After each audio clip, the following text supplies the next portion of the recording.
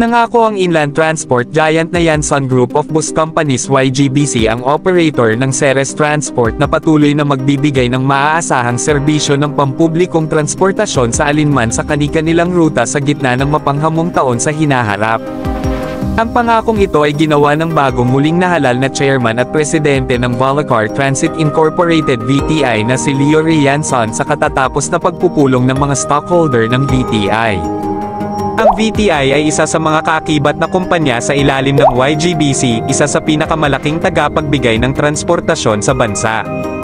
Ang matriarch ng pamilya Yansan, si Olivia V. Yansan, ang namuno sa pulong noong ika-2 ng Desyembre taong 2023 sa kanyang dalawahang tungkulin bilang co-founder at hinirang ng korte na espesyal na tagapangasiwa ng ari-arian ng kanyang yumaong asawa na si Ricardo B. Yansan Sr., co-founder tagapagtatag ng YGBC.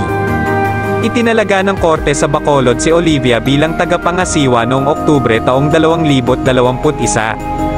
Itinatag ng mag-asawa ang YGBC noong 1968, ang pagpupulong na ginanap sa punong tanggapan ng kumpanya sa Bacolod City, ay nakita ang muling halalan nina Olivia, Leo Ray, Jeanette E. Dumangcas, Charles M. Dumangcas, Anita G. Chua, Arvin John Villarol, at Daniel Nicolas Goles sa Board of Directors.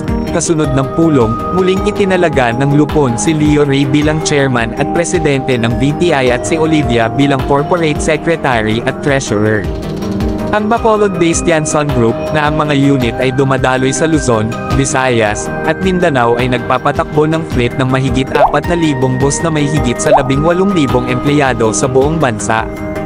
Ang kumpanya ay nagpapatakbo at nagmamayari ng Ceres Liner Travel and Tours Incorporated, Ceres Transport Incorporated, Mindanao Star Bus Transport Incorporated, Bachelor Express Incorporated, Southern Star Bus Transport Incorporated, Gold Star Bus Transit Incorporated, at Rural Transit Mindanao.